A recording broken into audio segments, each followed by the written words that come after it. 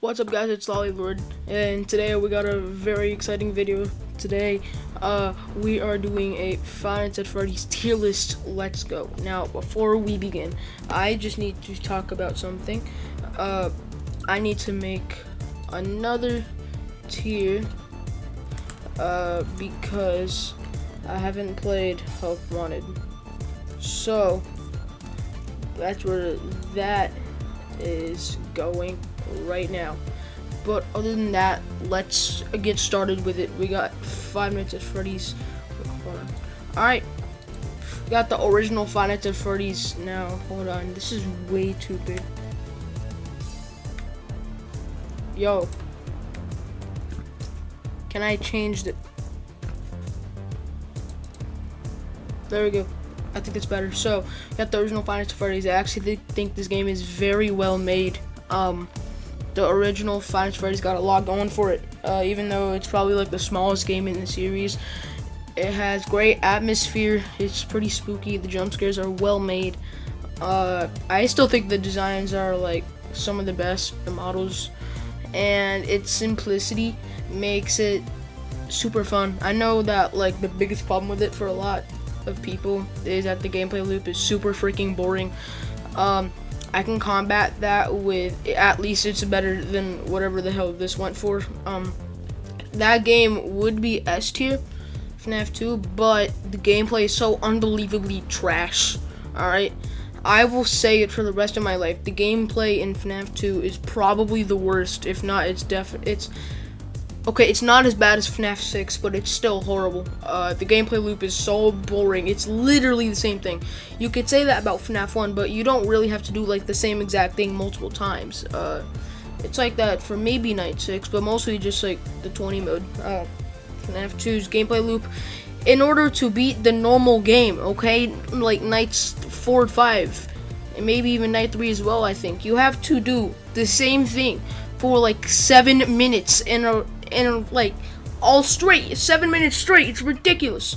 So why is it not in like C tier? Because everything else about it's good. The models are probably the best in the series. What else? The environments are cool. The lore is awesome. The mini games.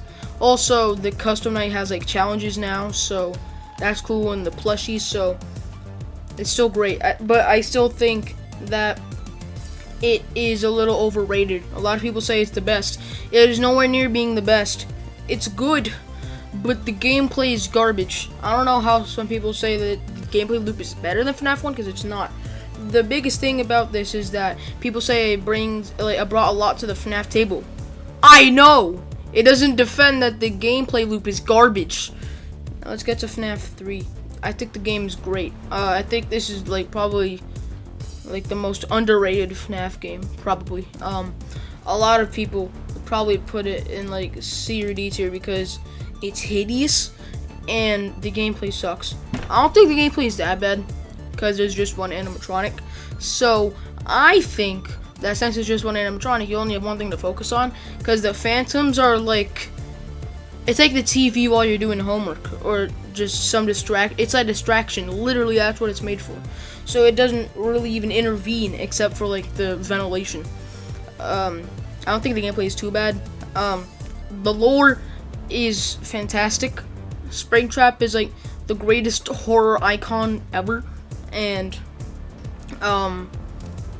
yeah, it has quite a bit of content with the happy ending and with the cheats and aggressive modes, so I'd say it deserves that spot. It's just that like the only really bad thing about it is that it's hideous. It's all green and black. It looks horrible, but everything else about it is pretty good. It's kind of like FNAF 2. There's just one horrible thing about it and everything else is great. Alright, we are getting to the most overrated game in the series, in my opinion. We have Five Nights at Freddy's 4. Holy crap, why do people praise this game so heavily? It's so bad. The lore is trash. The mini games have like nothing, no substance or anything. I guess you could say that about FNAF 3, but like, it's just boring. You can't even really explore it. The game, it's not scary. It's annoying. I know that like jump scares, you're like, oh frick. This game, I'm like, I hate this game so much. Like, it makes me mad whenever I didn't play this game in months, and I didn't beat night 8 yet, the 20 mode, just because it's so annoying to play. It's not scary. The point of it is to make it quiet, so then the jump scares are really loud and hit you like a freaking tornado. And I think that like, some people say that's a smart choice. That's the cheap choice. FNAF 1 and maybe 2 as well. No, not 2, never mind. FNAF 1 made it actually scary with the ambience. FNAF 4 doesn't have freaking ambience. It has jump scares. The worst part about it is the gameplay. I feel like if the breathing mechanic was switched out with something else, it could be a significantly better game. Now, maybe this is just because I only have the Switch version, and it didn't get updated. But literally, a lot of times, this is not a 1 or 2 time thing, a lot of times, I would be listening, and I would hear breathing. So I closed the door, and I'd open it and flash the light, and I got jump scared. Why? And then vice versa. I would go there and I don't hear anything, and then I flash the light and I get jump scared. Why? I don't know, but it just makes the game unfun. Like, it's so not fun to play. It probably has the worst gameplay. Well, I don't know, because Nightmare Freddy and Nightmare Fox aren't that bad, but they're literally the same thing. So like, I don't know, man. It's bad. Now for the biggest take I've ever had in gaming. Sister Location is the best in the series, aside from Help Wanted, because once I play that, it's probably going to be awesome. I'm hyped up for it, but still. Sister Location's awesome! If you don't know why, you can watch my reaction video on it. I think the story is goofy, and it's fun to sit through. I think the gameplay first time around is pretty great. One of the biggest things about it is that the game is extremely mind-numbing, and there's like no replayability about it. Sure, okay. It's not like there's a private room, a extra minigame, and a custom night with multiple difficulties. It's a good game. It's such a good game. So next up we got FNAF 6. I've just beat this like a few months ago. That's why I've been holding off to making a FNAF tier list. I was gonna wait until I beat Help Wanted, but I decided just leave it out for now. It's different. So, oh wait, no, I forgot about FNAF World. All right, if I'm including 1.2, I think it was like before the Halloween update, it would be pretty freaking bad, right? I mean, it would be better than that, but still, it would be pretty freaking bad. But with the Halloween 2.0, I think it was, or 1. I don't know, whatever it was with the Halloween characters, it honestly makes the game really fun. This is another big take. I think the game is very underrated. The main game, it's very unbalanced and goofy and weird, but I like how goofy and weird it is, and I love how you could beat it in like 5 hours. It's not that hard. There's a load of content. It probably has the most content aside from like Ultimate Custom Night and FNAF AR. There's so much content in it. Tons of endings. And then there's the Halloween ending. And Coffee. Okay, before I move on from FNAF World, it's B tier. I would say getting Coffee in FNAF World is harder than 420 mode. And I think that is completely okay to say. I also think it is harder than 4520 mode in Ultimate Custom Night. I don't think there's anything wrong with saying that. And I think it is harder than Saturday in FNAF 6. Coffee is extremely difficult for zero reason. Actually, yeah, because it hurts my... What were the controls? It hurts my pointer finger on my left hand because I'm a righty and it's all messed up. Sucks. But other than Coffee, I think the game is very well balanced and it's a lot of fun. I replayed it and it is great. Next up, we got FNAF 6. Again, I just recently beat this like a couple months ago. I think it's pretty freaking awesome, you know? I think it's awesome as hell. So the game is split into 3 sections. It's split into the good part. It's split, and then the other parts are the office part and the salvage part. I call the first part the good part instead of the tycoon part because it's the good part. The tycoon section is just a load of fun. I don't think I have to talk about why. It's a tycoon. You get to make your own pizzeria. Like, how the hell do you deny that type of offer? There's sponsorships, there's a bunch of different mini games, a bunch of different endings. Is just great, absolutely great. Office segment sucks. Gameplay is absolute trash. I feel like sometimes I get freaking played while I'm playing the game. Like, I feel like sometimes, like when I just start the night, they spawn right next to me and I'm just sandwiched like peanut butter and jelly. It sucks. And then the salvage segments, I was on a losing streak. I don't think I won one after like Tuesday. I think I died on Wednesday and Thursday. So yeah, kind of stinks, but it's whatever. That means I didn't get to see Lefty for $5, but it's whatever, you know, it is what it is. Other than that, Tycoon is awesome. Lore is the best in the series. It also has probably one of the best endings in any video game ever. It's just a W game. Then we got Peak. This is one of like the most underrated FNAF games, aside from Sister Location, just because of the sheer amount of quality it has. Now you can say that, dude, it's just a custom night. There's no story, there's no substance, it's just gameplay. But when the gameplay is refined as hell, you can't really argue with that. Like, the gameplay is freaking awesome in Ultimate Custom Night with 50 characters, with obviously reused mechanics. Like, there's no way Scott can come up with 50 different mechanics, and then there's the secret characters. Like, it's probably like 48 mechanics, and there's some reused ones, if I'm including the secret characters. I think Dee Dee, although really freaking annoying, is a great addition. It makes the game, it adds that RNG. Obviously it has the RNG, but like, she's just a character you can't turn on or off. I think in like Ultra Custom Night, a fan game, I think you can turn her on and off. If that's the case, that's stupid, because the fact that Dee Dee can't be turned on or off makes it like a part of the normal gameplay, and it makes it like a staple to Ultimate Custom Night. Freaking Dee Dee being a jerk. Gameplay's refined. I think the game looks good as well. I think like starting from FNAF 6, the game started to look like good.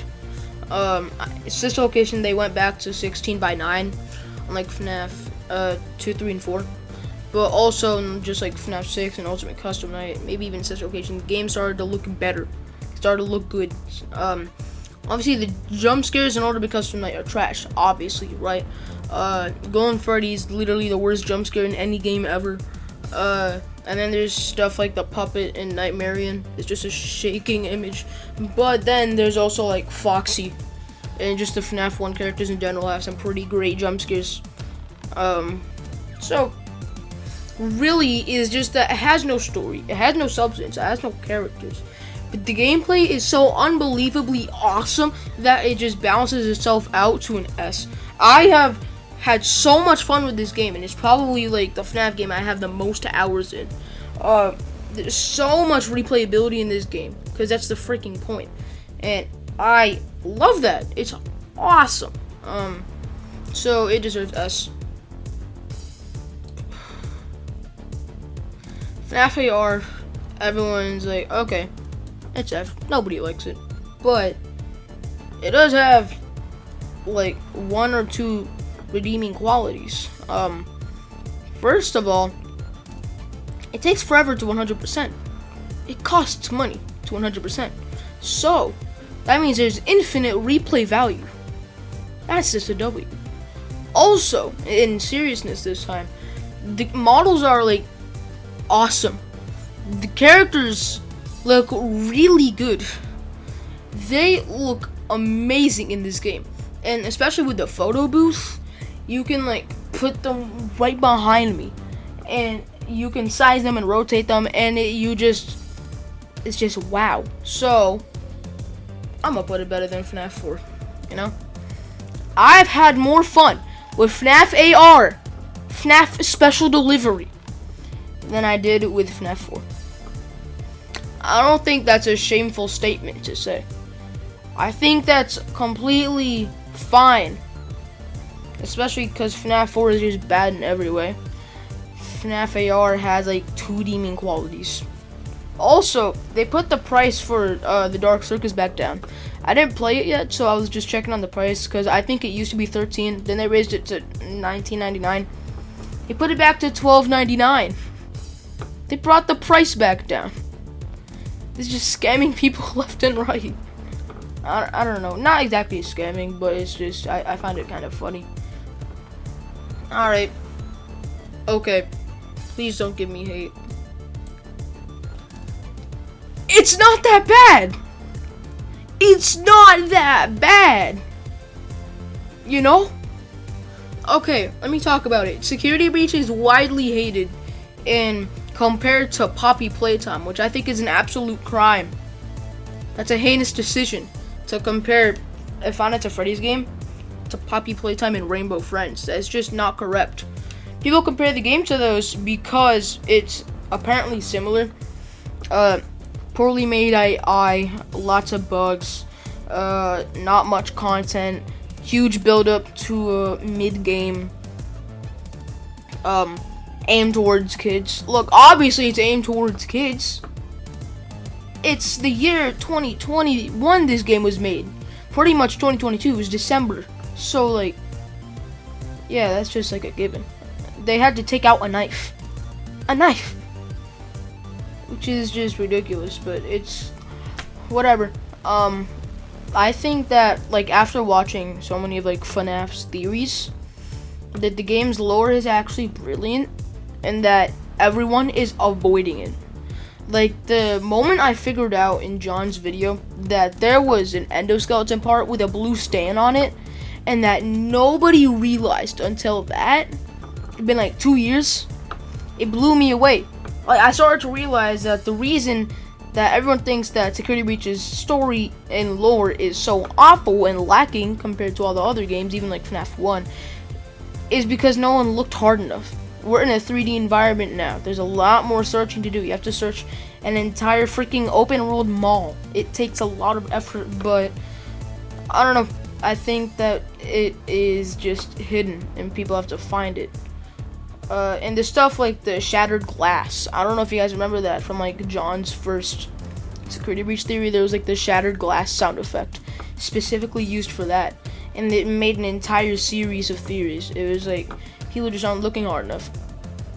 Aside from that, I'm excited for Ruin. I think Steelwell learned their lesson, and it looks like they tested the game like crazy.